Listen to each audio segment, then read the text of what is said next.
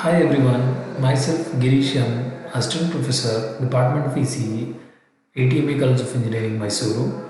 In this video, I'm going to explain you how to interface Hex keypad and how to display the same key pressed by the user on 7-segment displays. Okay, so here we made a simple logic. Anyhow, we have done the 7-segment experiment before to this experiment.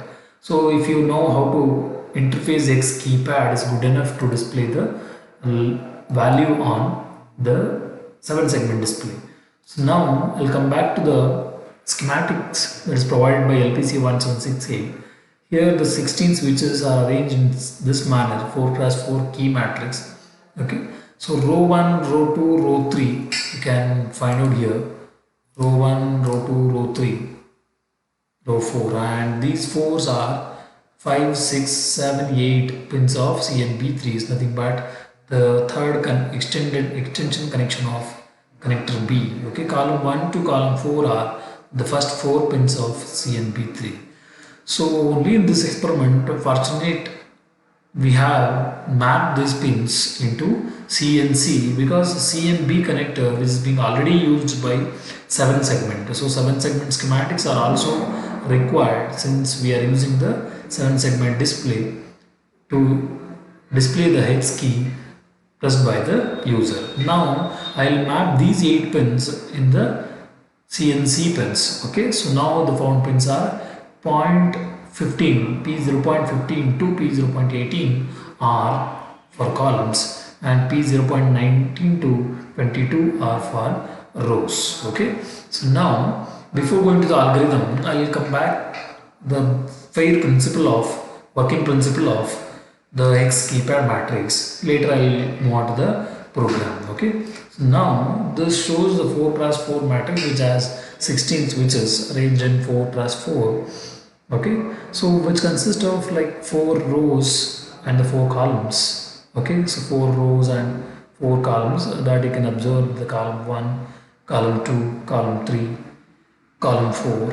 Okay, so and row 1, row 2, row 3, row 4. So totally 16 switches are, and both the column 1 and the row 1, so they are connected with the switch. Similarly, in all the rows and columns are interconnected with a switch. Okay, the switch 1. So now suppose if switch 1 is pressed, so column 1, that path is completed, right? So column 1, this is the very simple principle which is being used. Okay, so here that column 1, so that connected to all the switches in the column. So similarly you can observe item. So each switch can actually generate. Okay, so can I understand the principle here? Switch can actually generate a unique situation. Okay, so all 16 are going to be a separate, and that is the principle of 4x4 matrix here. Okay, so all switches are independent. Now I'll explain you the working principle of it. Suppose if you treat the column 1 as kept to VDD, let's say column 2 and column 3, column 4 are kept to 0 volts. Okay, so now if you press the switch 1, let's say switch 1 is pressed. Okay, so now the path is completed, that is column 1 will goes to row 1, that's nothing but row 1 goes up to VDD. Then that path is completed, either it is 5 volt or it is 3.3 volts as per the hardware board you are going to use. Okay, where suppose if you press the switch 6, since column 2 is connected to 0, then row 2 will goes to 0. So this is what the fair simple principle which is being used. Okay, so now by looking at the column and row information together, we can deduce or calculate, okay, the key pressed by the user. Okay, so together with the information of column and row, you can easily calculate which switch is pressed. Okay, so this is what the fair easy operation of 4x4 matrix. With the help of row 1 and row column, we can find out easily the switch pressed by the user. And now one more important thing here is rows and columns are interchangeable. Okay, now rows and columns are interchangeable. You can treat that row 1 as column 1 and row 2 as column 2 similarly. So only the fair logic here is implemented, path to be completed by the switch. Okay, path to be completed by the switch. So now I'll come back to the algorithm. Okay, so here the first way what we need to do is already 7 segment displays are used, so we need to define the 7 segment displays on which display you need to utilize to display the code pressed by the key pressed by the user. Now next step is to initialize the scan codes. Okay, initialize the scan codes. How to initialize the scan codes and display the codes as array. So scan code of a 4x4 matrix and display code need to be declared as array, and then now you call the scan logic. Okay, you have to wait for delay and display the subroutines. So scan, delay, display are the subroutines we are going to use here. Initialize all the required pins as GPIO.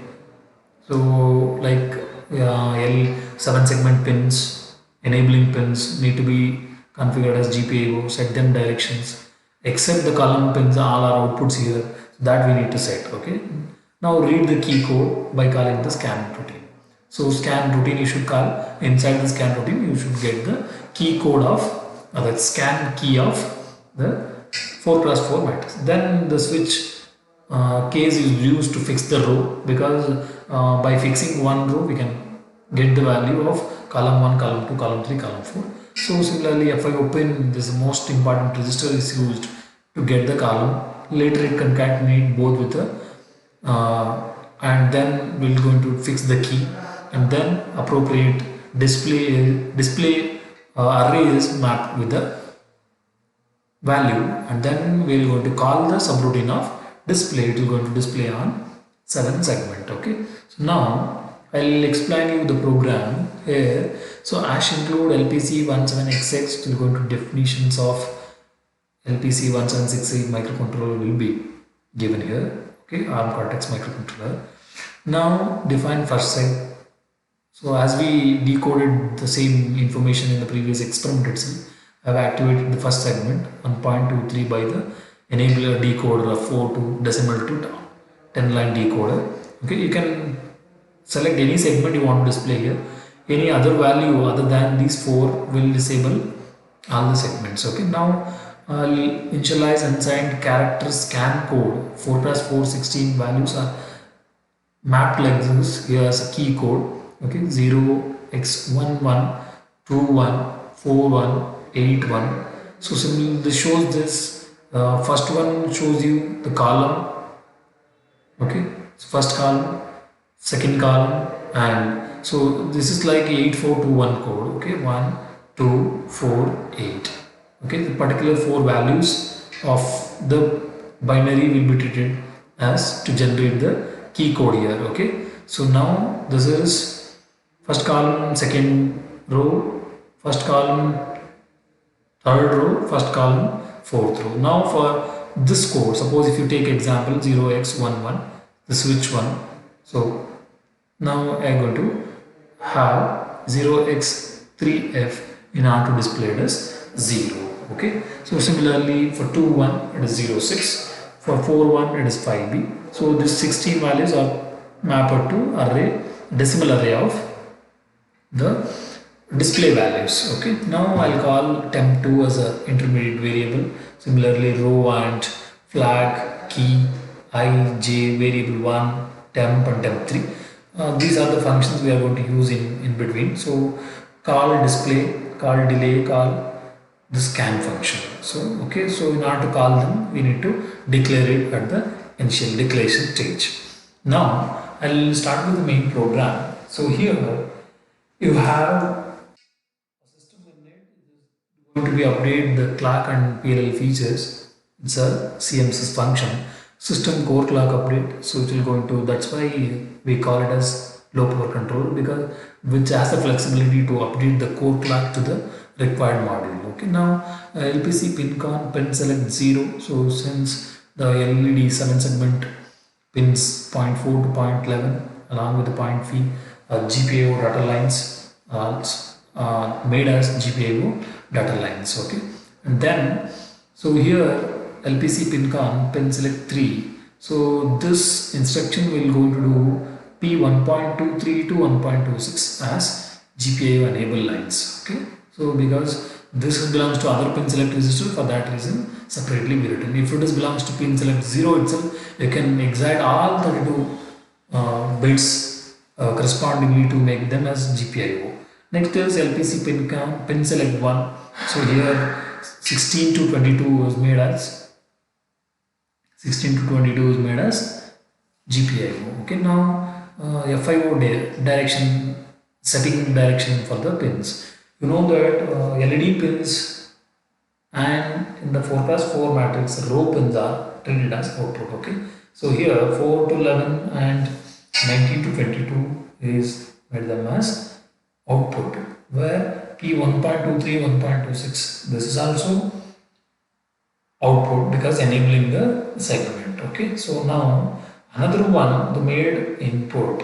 Okay, so in order to make the input of the pins responsible for columns, okay, so P0.15 to P0.18, so we are moving that into, okay, so making use of that pin as input. So we need to set differently for the FIO DIR. Okay, once you set FIO DIR as corresponding the pins as 0, rest of the bits are 1. Okay, now LPC GPIO 1 FIO pin first segment. So now I will display the value in first segment. For that reason, I will map the first segment into FIO pin register as I said in the algorithm. Now I will move to while logic part. So what I should do is I need to scan the code first. Okay, we have 16 key, so for that reason, for j equals to 0, j less than 16, j plus plus. If key is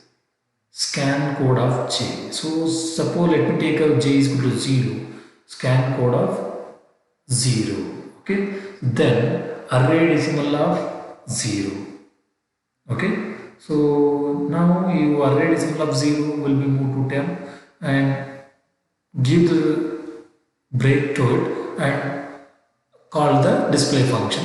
If it is 0, then the 0 array decimal value which is mentioned previously as 3f will be moved to the display part. Okay, so here the thing is you need to understand the scan and display separately. That's it. This is the logic of it, the program. So where first we need to scan about 16 keys and the scan code should be mapped to array decimal you have taken for a display. Okay, now so I'll move to scan logic, where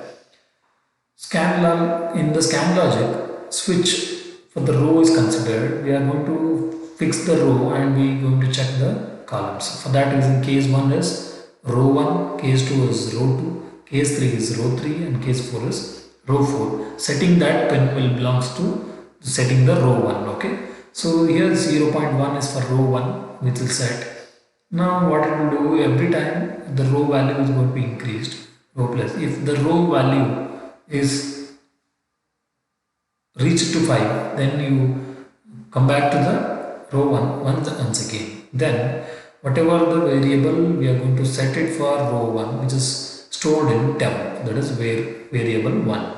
Now LPC GPIO 0 FIO clear, in order to just to make sure.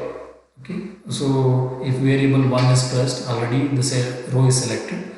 So in order to remove the ambiguity in the row selections, okay, so again after selecting the row 1, we are clearing the pins. Okay, so once you clear the pins, whatever the variable which is stored in temp, okay, or variable 1 which is going to be saved as into the FIO set is nothing but first row will going to be set.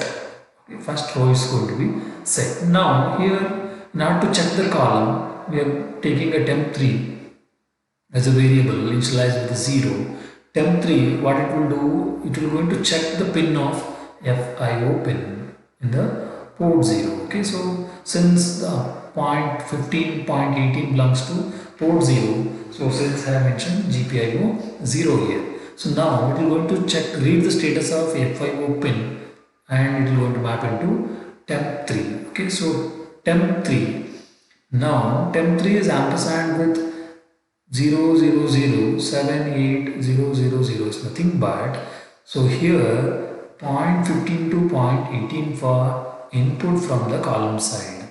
Okay, now we are going to do ampersand.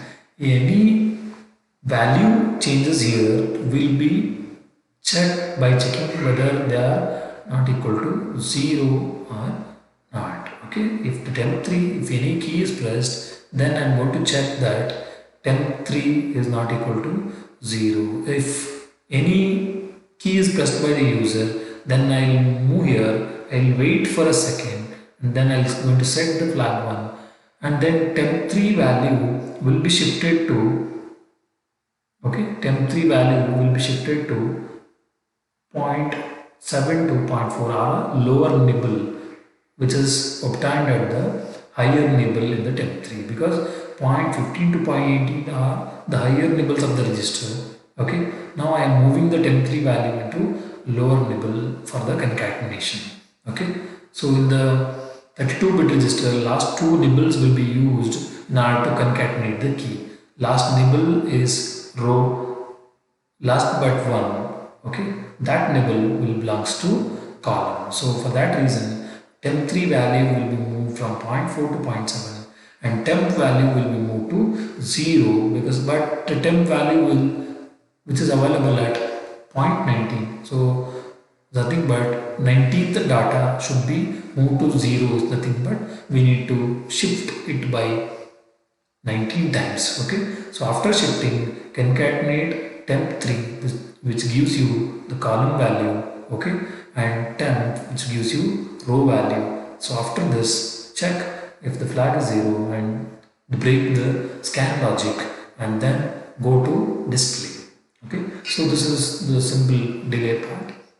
Here I will go to move for the display. As we know that in order to display it, if you have a data at 0, you can't move the particular value to the 0.4 without shifting it. Okay, so since the data lines of 7 segment is going to start from P0.4, so we need to shift it by 4 times and then we need to assign it to temp2. Then the temp2 will be set by the instruction in order to take the data lines for a 7 segment. So before taking the data lines, you need to clear always, because if any other data which is written unknowingly might cause your display in a unknown values. Okay, so for that reason, clear the data lines before moving the shifted value into the port or a port 0 completely. Okay, so now I'll let you explain the demonstration video with the connections required through LPC 1768. Let us look the demonstration video now. Thank you. I hope you understood the program flow of Hex keypad, since it is made very simple because of the 7 segment experiment. So it's combined to scan the Hex keypad. Now let us download the code into hardware. So first command you need to type is dmessage in order to check the device ID. Okay, so now I'll download my Hex file. So Hex file is named as keypad.x. So I'll call the command to download.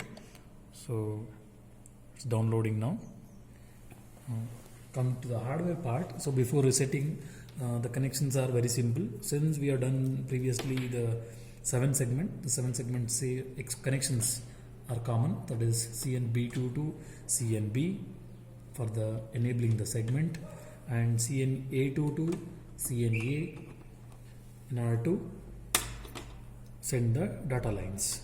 Okay, so here from the architecture the keypad pins were configured. So here the Hex keypad pins are configured to CNB 3 to CNB. Actually CNB is used in 7 segment. For that reason the same pins are mapped in the CNC connector here for the easy going of experiment. Okay, so CNB3 to CNC, only in this experiment the connectors are interchanged. Okay, so now this connections is over. Then reset the code.